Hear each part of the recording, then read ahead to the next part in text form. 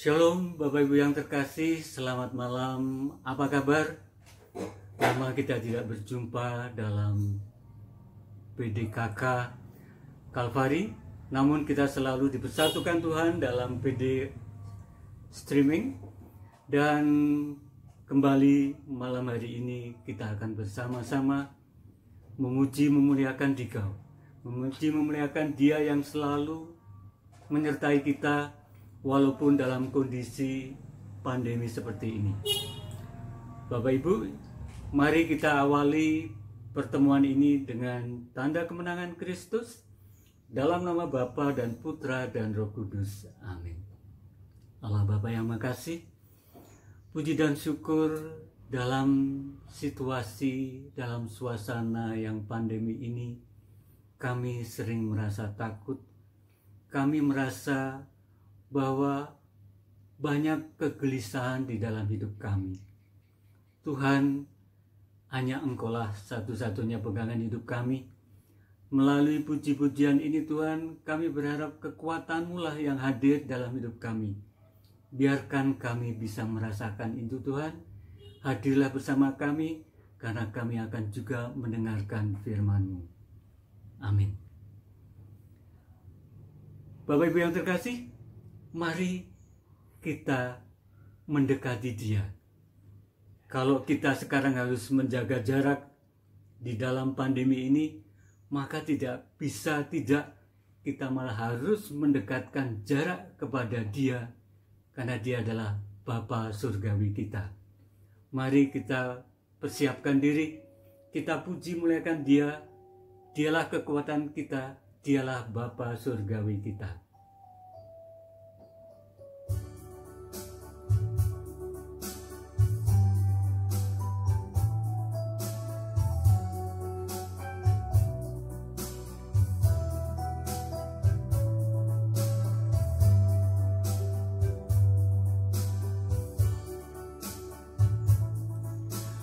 Bapa surgawi, ajarku mengenal betapa dalamnya kasih-Mu.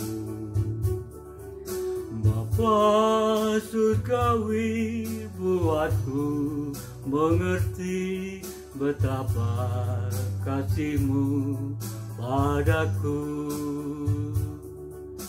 Semua yang terjadi di dalam hidupku, ajarku menyadari Kau selalu sertaku. Beri hatiku selalu bersyukur padamu, karena rencana-Mu indah bagiku. Mari kita muliakan Dia lagi. Bapa surgawi, ajarku mengenal betapa dalamnya kasih-Mu.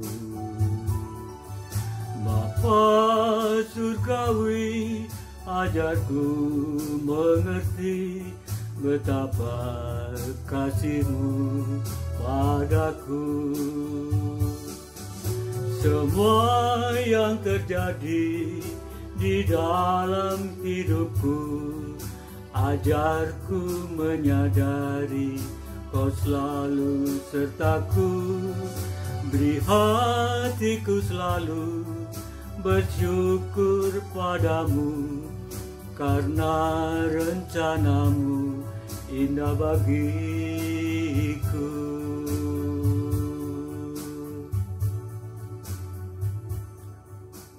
Benar, saudaraku yang terkasih, rencana Bapa selalu indah bagi kita.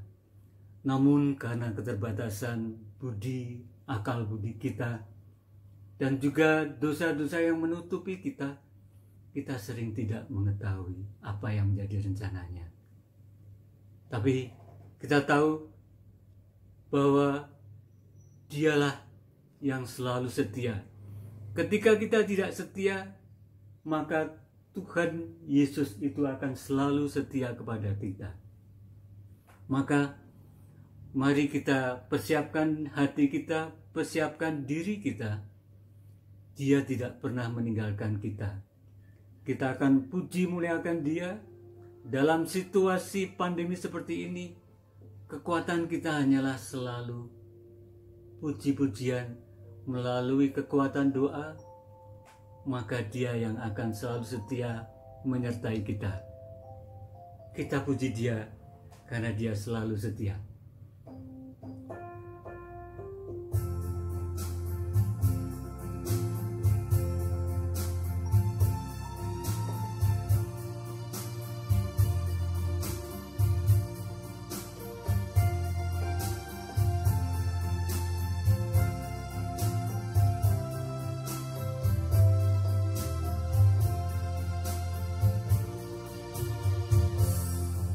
Tuhan Yesus setia, Dia sahabat kita. Dalam segala susahku, Dia selalu menghiburku.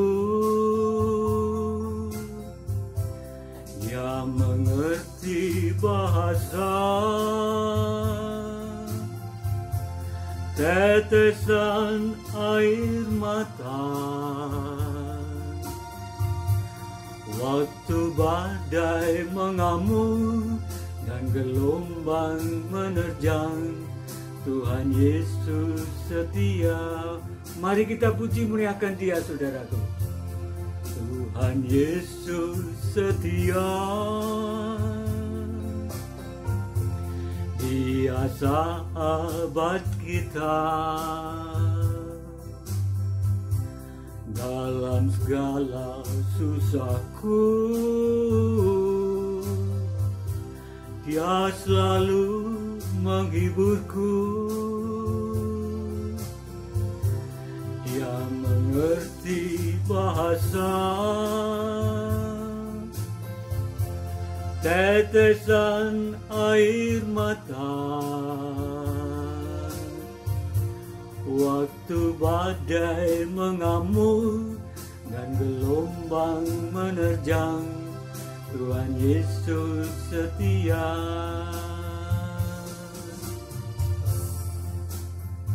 Benar Tuhan, kita akan bersama-sama bersama saudara-saudara kami semua akan mendengarkan sabda-Mu. Sabda Tuhan pada malam hari ini akan dibawakan oleh Ibu Lindawati Pilat dengan tema yang sangat menarik, belajar dari Bunda Maria untuk bisa kuat dalam kesesakan. Bapa, kami ingin menyerahkan Ibu Lindawati Pilat ke hadirat-Mu. Biarlah segala firman yang Engkau akan sampaikan melalui Bunda Lindawati sungguh akan menjadi rema kekuatan bagi hidup kami, di mana saat ini kami sungguh-sungguh mengalami masa kesesakan dalam situasi pandemi ini. Tuhan, adilah bersama kami, bukalah pintu hati-Mu, dan bukanlah lunakkanlah hati kami, agar kami sungguh-sungguh sangat bisa mengerti apa yang ada di dalam sabda-Mu. Bersabdalah Tuhan, maka hamba-Mu ini akan mendengarkan.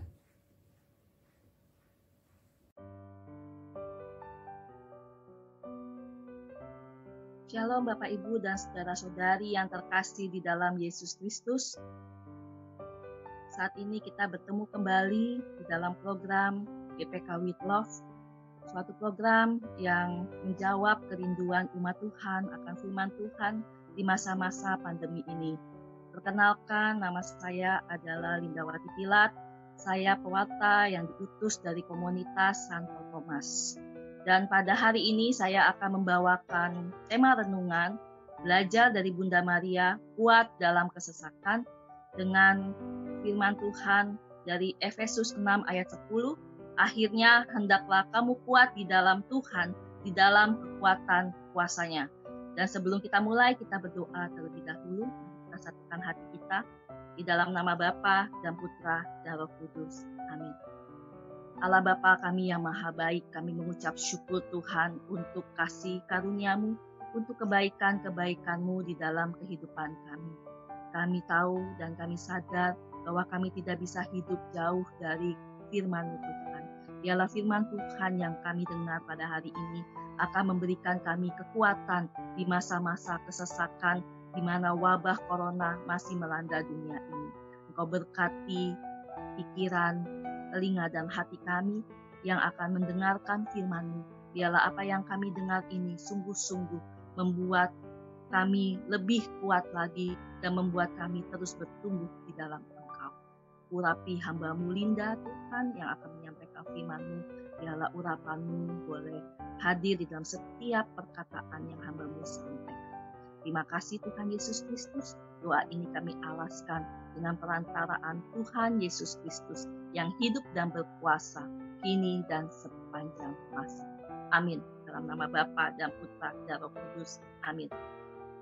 Ya, Bapak Ibu yang terkasih dalam Tuhan Yesus, kita tak terasa sudah 7 bulan ini hidup sangat dibatasi karena wabah corona. Wabah corona sampai saat ini belum kunjung berakhir. Bukan saja orang takut sama penyakitnya, tetapi akan dampak yang ditimbulkan oleh wabah corona ini. Karena sudah mulai ada ancaman krisis ekonomi, sudah banyak para pengusaha yang bangkrut, sudah banyak PHK di mana-mana, juga nyari uang sekarang lebih sulit, dan juga udah mulai pada stres, apalagi ibu-ibu muda yang mengajar anaknya sekolah yang selama 7 bulan ini hanya sekolah di rumah. Dan kita lihat di sini, rasa takut, beban-beban yang berat, itu membuat orang semakin hidup di dalam kesesakan saat-saat ini.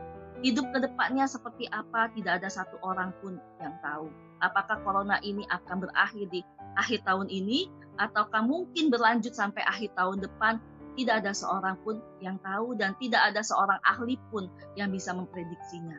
Dan kenapa Tuhan izinkan kita masuk ke dalam kesesakan ini? Ya, Tuhan izinkan kita masuk ke dalam kesesakan di wabah corona supaya kita bisa melihat pandemi corona ini sebagai akademi corona. Jadi kita bisa melihat pandemi corona ini sebagai akademi corona, di mana di masa-masa seperti ini Tuhan sedang mendidik kita, Tuhan sedang menguji kita untuk belajar kebenaran firman Tuhan dan belajar untuk alami proses kehidupan ya supaya bisa bertumbuh dan kuat. Ya, dan kita lihat di sini di Roma 5 ayat 3 sampai 5. Saya bacakan ya. Dan bukan hanya itu saja, kita malah bermegah juga dalam kesengsaraan kita karena kita tahu kesengsaraan itu menimbulkan tahan uji ya, menimbulkan ketekunan, dan ketekunan menimbulkan tahan uji, dan tahan uji menimbulkan pengharapan, dan pengharapan itu tidak mengecewakan. Jadi, kesesakan itu akan menimbulkan ketekunan bagi kita, akan menimbulkan tahan uji, dan tahan uji akan menimbulkan pengharapan. Dan kita tahu bahwa kita punya pengharapan iman kita bahwa corona ini akan segera berakhir. Amin. Ya, dan kita karena bulan ini kita memasuki bulan Oktober, yaitu bulan Maria, maka kita akan belajar dari seorang tokoh yang sangat luar biasa, Bunda kita sendiri, bagaimana kita bisa kuat di dalam kesesakan kita. Ya, mari kita buka dulu Yohanes 19 ayat 25. Yohanes 19 ayat 25, kita akan baca bersama-sama. Dan dekat salib Yesus berdiri ibunya dan saudara ibunya, Maria istri Kleopas dan Maria Magdalena. Kalau kita lihat, kita perhatikan ayat ini, di sini dikatakan di dekat salib Yesus. Kalau dekat, itu artinya jaraknya itu, ya, itu tidak jauh, ya, jaraknya tidak jauh. Karena di sini diprediksikan dengan kata dekat, ya. Dan di dalam perjalanan hidup Bunda Maria, ya, masa-masa yang paling menyesakan adalah masa di mana dia harus melihat anaknya ditangkap, anaknya diolok-olok, anaknya disiksa sampai wafat di kayu salib.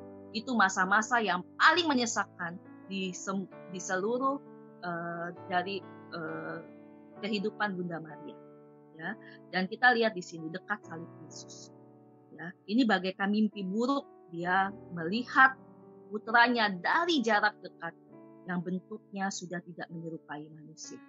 Ya, Dan kita lihat di sini, ya, semua apa yang dialami di masa puncak kesesakan Bunda Maria itu lebih dari apa yang sudah dia alami di masa-masa kesesakan sebelumnya dalam hidupnya, ya, dibandingkan dengan dia melahirkan di kandang, menyingkir dari Nazaret pergi ke Mesir, ya, itu tidak sebanding dengan pada saat dia menyaksikan putranya disiksa. Nah, walaupun Alkitab tidak menceritakan tentang Bunda Maria terlalu banyak, ya, tidak banyak menceritakan tentang Bunda Maria, tetapi dari yang sedikit itu kita bisa melihat bagaimana luar biasanya Bunda Maria mengatasi segala problema hidupnya, ya. Dan apa yang membuat Bunda Maria ini kuat di masa-masa kesesakannya, kita mau belajar dari dia, ya, yang membuat dia bisa kuat di dalam masa kesesakan. Itu ada 3 rahasia yang membuat dia tetap kuat di dalam kesesakannya. Rahasia yang pertama, kita buka di Lukas 1 ayat 38 di bagian A, ya. Kita buka, kita baca. Kata Maria, "Sesungguhnya aku ini adalah hamba Tuhan. Jadilah padaku menurut perkataanmu itu." Ya, sesungguhnya aku ini adalah hamba Tuhan, jadilah padaku menurut perkataanmu itu. Jadi rahasia kekuatan Bunda Maria yang pertama adalah dia diawali dengan suatu komitmen. Ya, dia berkata, "Jadilah padaku menurut perkataanmu." Itu artinya dia awali kekuatannya dengan suatu komitmen. Komitmen untuk menerima kehendak Tuhan di dalam hidupnya. Ya, pada saat dia mulai berkomitmen, dia tahu dia adalah hamba Tuhan. Ya, dia tahu bahwa tugas yang akan dia terima itu bukan tugas yang enteng, tugas yang sangat-sangat berat, beresiko, ya, dan ini juga tugas yang nggak main-main. Tetapi karena komitmennya, dia bisa berdiri teguh untuk menyelesaikan tugas ini sampai selesai. Ya, dan jika kita lihat apa komitmen kita mengikuti Yesus. Komitmen kita mengikuti Yesus kita lihat di Lukas 9 ayat 23. Lukas 9 ayat 23 itu berkata, ya, katanya kepada mereka semua, "Setiap orang yang mau mengikut aku, dia harus menyangkal dirinya, memikul salibnya setiap hari dan mengikut aku." Jadi komitmen kita mengikuti Yesus adalah sangkal diri, pikul salib tiap hari. Itu komitmen kita. Komitmen kita mengikut Yesus adalah sangkal diri, pikul salib setiap hari. Tapi komitmen ini gak mudah. Gak mudah komitmen ini. Kenapa? Kita jatuh bangun, ya, dalam komit untuk mengikut Yesus Kristus. Dan kalau kita benar-benar komit sangkal diri, pikul salib setiap hari, setiap kali kita mengalami penderitaan, setiap kita mengalami pergumulan, kita akan ingat kata-kata. Ya. Bahkan ada sebuah lagu, ya, ini lagu lama, mungkin Bapak Ibu Saudara-saudari pernah tahu lagu ini. Lagunya seperti ini. Saya mau iring Yesus, saya mau iring Yesus, sampai selama-lamanya. Meskipun saya susah menderita dalam dunia, saya mau iring Yesus sampai selama-lamanya. Lagu ini berkata, saya mau iring Yesus, ya, sampai selama-lamanya. Walaupun saya susah, walaupun saya menderita, saya mau tetap iring Yesus.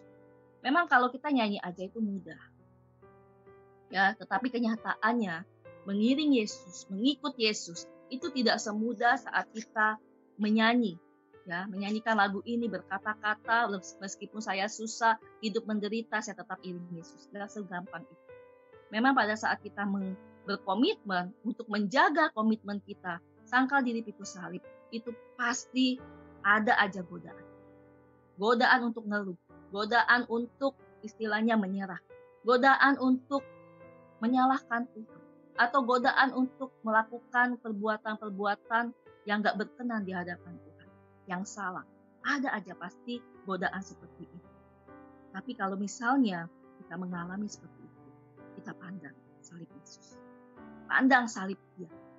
Karena lewat penderitaan itu Yesus berkomitmen menyelamatkan kita. Ya, dan kita lihat di sini komitmen itu bagaikan suatu pernikahan. Orang menikah itu pasti ada komitmen di dalamnya. Ya, berkomitmen.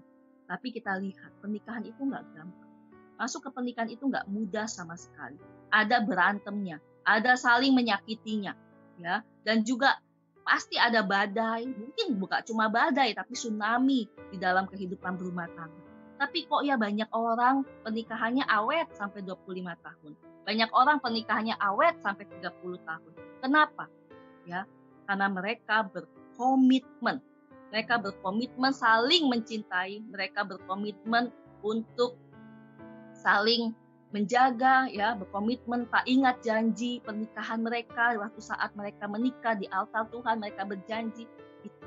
Karena mereka komit, mereka bisa 25 tahun pernikahan, 50 tahun pernikahan sampai menutup mata. Ya. Nah, kita juga begitu. Begitu kita berkomitmenlah mengasihi Tuhan. Berkomitmenlah untuk mencintai Tuhan lebih dari segalanya, ya, mengasihi Tuhan dengan segenap hati kita. Dan kita lihat pada saat kita membangun komitmen, kita pasti kalau kita mencintai Tuhan, pasti kita mencintai firman Tuhan. Dan pada saat kita mencintai firman Tuhan, ya di saat itulah kita akan berkomitmen untuk mencari, memenuhi kehausan akan firman. Karena pada saat kita belajar firman, itu adalah investasi hidup kita mempunyai kekuatan di dalam hidup. Investasi, memperoleh kekuatan saat kita belajar firman. Komitmen, baca dan dengar firman. Itu rahasia kekuatan Bunda Maria yang pertama. Sekarang rahasia kekuatan Bunda Maria yang kedua, kita buka di Lukas 1 ayat 46. Di situ berkata, ya, Lukas 1 ayat 46, ya, itu berkata demikian. Lalu kata Maria, jiwaku memuliakan Tuhan. Ya, rahasia yang kekuatan Bunda Maria yang kedua, jiwanya selalu memuliakan Tuhan. Ini rahasia yang kedua, ya, jiwanya selalu memuliakan Tuhan. Kita akan dapat kekuatan di saat kita terus-menerus memuji dan memuliakan Tuhan. Pujian penyembahan pada Tuhan. Karena ada kuasa di dalam pujian. Ya, ada kuasa di dalam pujian penyembahan. Ya, kalau misalnya kita sering bernyanyi, ya, kita pasti tahu, ya, ada satu lagu yang berkata begini. Apapun yang terjadi di dalam hidupku, selalu ku berkata, Tuhan Yesus baik dalam segala hal yang terjadi. Tetap ku berkata, Tuhan Yesus baik. Nah, pada saat kita lagi punya masalah, coba nyanyi lagu. Apapun yang terjadi di dalam hidupku, selalu ku berkata, Tuhan Yesus baik. Kita pada saat kita bernyanyi seperti itu, apapun yang terjadi Tuhan, ya, selalu aku mau berkata, Engkau baik, Engkau baik, Engkau selamatkan. Pada saat kita menyanyikan lagu itu terus menerus, kita akan punya. Itu yang saya alami, ya. Itu yang saya alami selama masa corona seperti ini. Sebagai seorang full timer hamba Tuhan, ya, ketika pelayanan sudah banyak berkurang dan semua beralih ke online dan juga tur saya juga berhenti, ya, tidak ada pergi lagi untuk tur dalam perjalanan saya itu, maksudnya sudah tidak ada project untuk tur kemana-mana, ya. Dan semua terhenti. Tetapi karena walaupun di masa-masa kesesakan corona ini, saya ingat bahwa apapun yang terjadi, saya mau berkata Tuhan Yesus. Ketika kita seperti itu, maka kita ada kekuatan, kita ada pengharapan bahwa Tuhan tidak akan pernah meninggalkan kita sendirian. Tuhan gak akan pernah membuat kita ini susah. Ya, ketika saya mendapat kekuatan, saya mendapatkan pengharapan, maka surga terbuka. Ketika surga terbuka, surga memberikan pertolongan kepada kita. Ya, saya, ya, istilahnya dulu jualan lilin doa tahun lalu, ya, itu tidak begitu laku, ya. Tapi ketika di masa corona ini, Tuhan bisa membuat sesuatu yang kecil itu menjadi berkat yang luar biasa. Jadi jangan pernah menyerah Bapak Ibu untuk di masa-masa kesesakan seperti ini, apapun yang tidak pernah engkau pikirkan, Tuhan bisa sediakan. Yang penting apa? Kita puji Tuhan, kita nyembah Dia, itulah kekuatan kita. Ya, jadi kita lihat di Kisah Para Rasul 16 ayat 25 sampai 26. Saya bacakan di sini. Di sini dikasih tahu tentang kuasa dalam pujian penyembahan. Kisah Para Rasul 16 ayat 25 sampai 26 berkata demikian. Tetapi kira-kira tengah malam Paulus dan Silas berdoa dan menyanyikan puji-pujian kepada Allah, dan orang-orang hukuman lain mendengarkan mereka. Akan tetapi terjadilah gempa bumi yang hebat sehingga sendi-sendi penjara itu goyah, dan seketika itu juga terbukalah semua pintu dan terlepaslah belenggu mereka semua. Jadi ketika Paulus dan Silas ada di dalam penjara, ya, di dalam masa kesesakan, mereka berdoa dan menyanyikan puji-puji. Apa yang terjadi? Ada gempa bumi.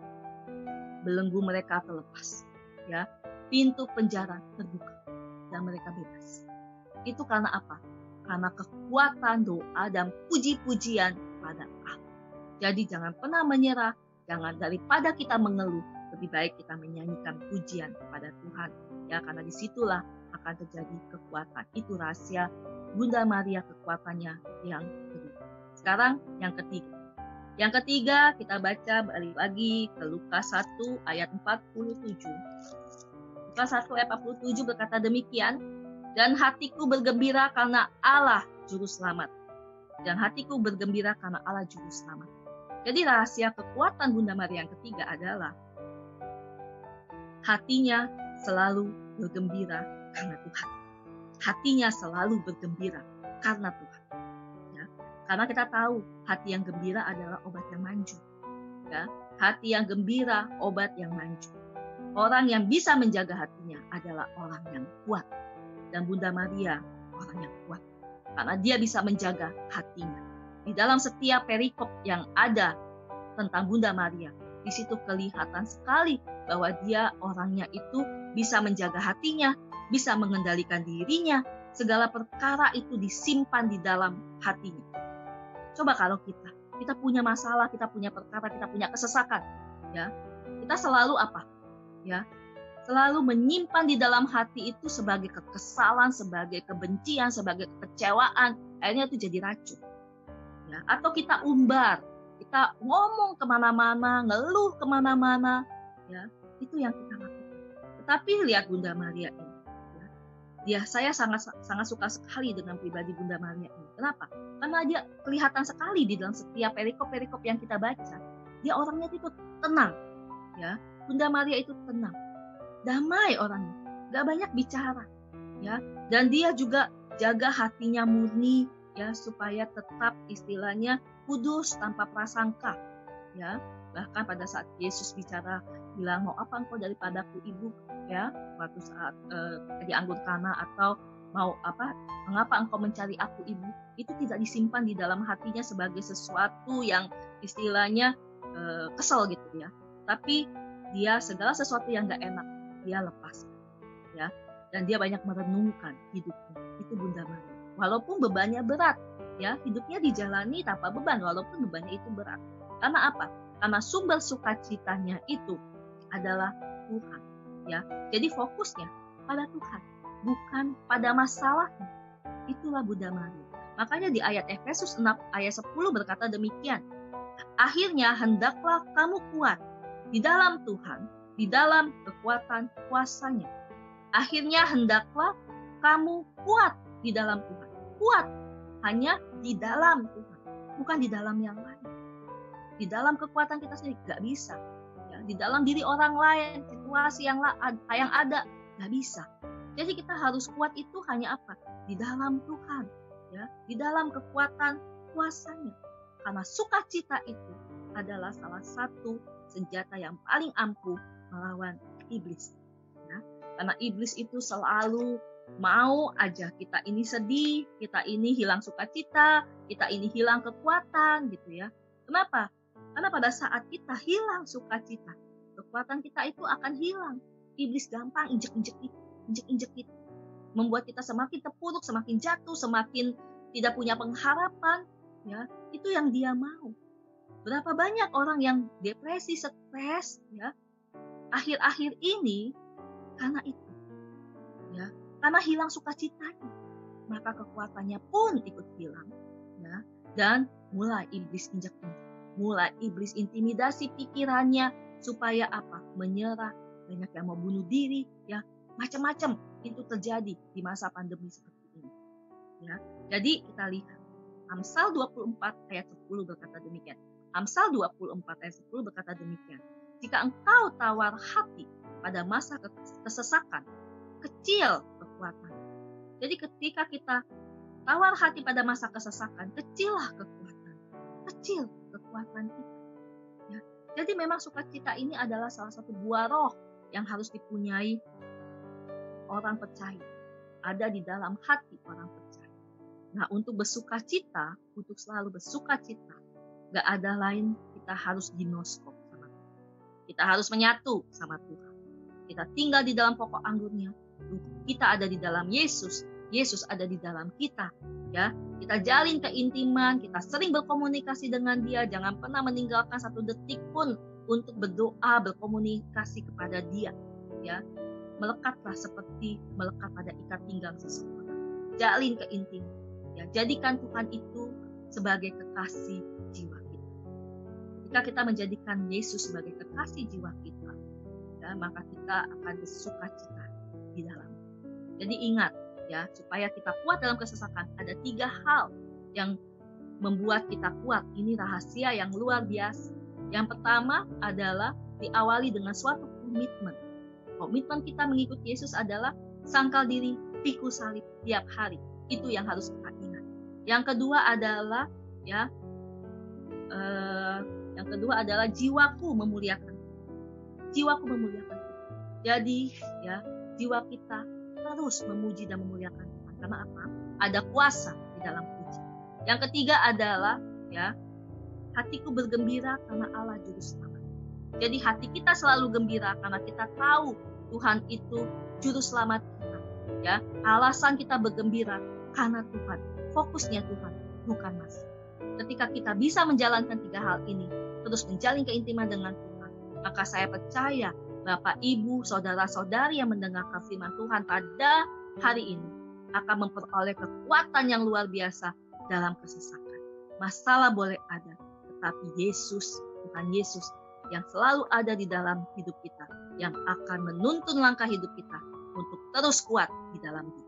Mari kita berjuang bersama-sama untuk lulus dalam ujian akademik corona ini dengan kekuatan kuasanya yang melatih kita untuk tetap kuat di dalam kesesakan. Tuhan Yesus memberkati. Mari pada saat ini kita berdoa. Kita tutup dengan doa di dalam nama Bapa dan Putra dan Roh Kudus. Amin. Tuhan Yesus, terima kasih untuk hari ini kami boleh mendengarkan firman-Mu. Bagaimana kami belajar dari Bunda-Mu untuk kami kuat di dalam kesesakan ini. Engkau menyatakan di dalam firman-Mu bahwa kekuatan kami adalah di dalam Engkau. Kami ingin belajar seperti Bunda-Mu yang diawali oleh suatu komitmen menerima kehendak Tuhan di dalam dirinya. Kami juga mau punya komitmen Tuhan untuk mengikuti Engkau, yaitu sangkal diri, pikul salib kami tiap hari. Kami sadar Tuhan bahwa hidup kami tidak mudah Tuhan, tetapi kami percaya Tuhan bahwa apa yang kami pikul belum seberapa dengan apa yang dialami oleh Bunda-Mu, apa yang dialami oleh Engkau sendiri Tuhan. Dan kami juga mau supaya jiwa kami terus memuliakan Engkau.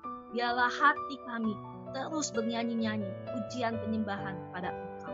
Itulah yang menjadi kekuatan kami karena ada kuasa di dalam lagu pujian penyembahan. Kami juga mau terus Tuhan, hati kami bergembira karena Engkau. Engkaulah alasan kami untuk bergembira. Masalah boleh ada dalam hidup kami, tetapi kami percaya Yesus selalu ada di dalam hidup kami. Itulah yang mengembirakan kami. Bapa, kami percaya Tuhan, ketika kami menyerahkan seluruh masalah hidup kami, maka kami tidak akan tawar hati. Ya, maka itu akan menjadi kekuatan bagi kami.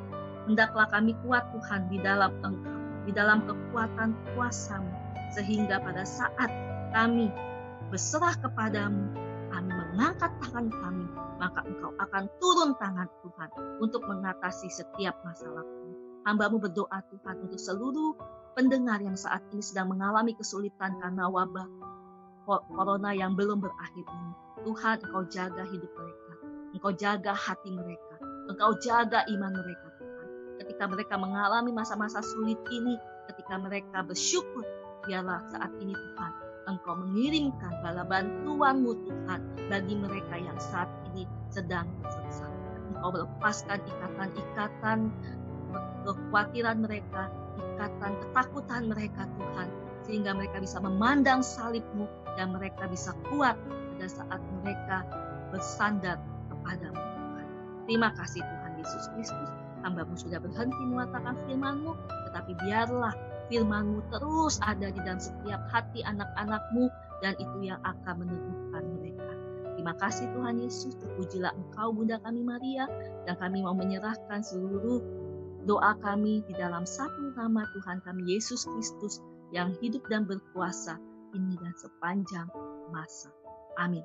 Dalam nama Bapa dan Putra dan Roh Kudus. Amin. Tuhan Yesus memberkati.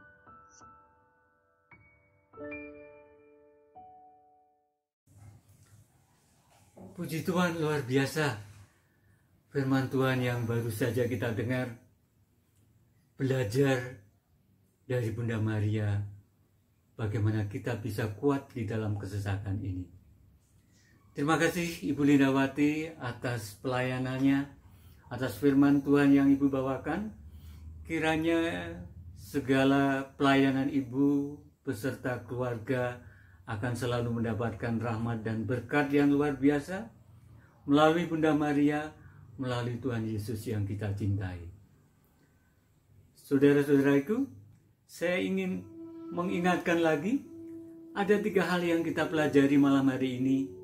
Pertama, kita harus mempunyai komitmen untuk menerima kehendak Tuhan apa adanya. Yang kedua, jiwa yang selalu memuliakan Tuhan.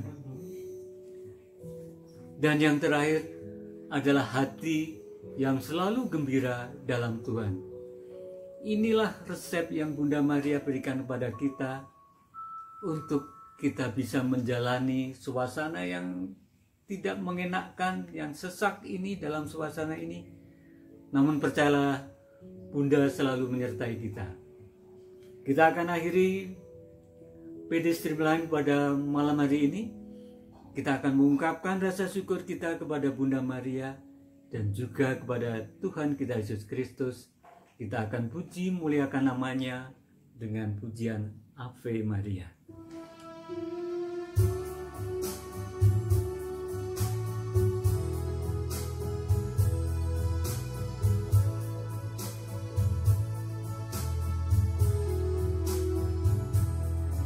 Engkau yang dipilih Bapa di surga untuk melahirkan putranya yang kudus.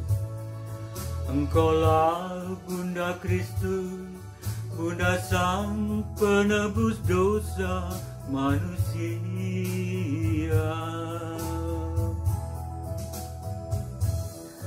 Bunda Maria, perawan yang tiada bernoda, hatimu bersinar putih, tiada bercela.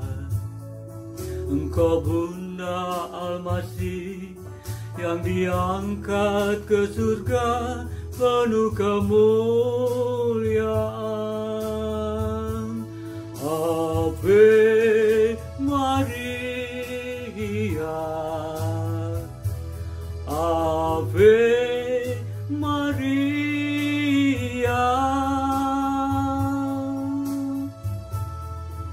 Terpujilah Bunda, terpuji namamu sepanjang segala masa. Ave Maria,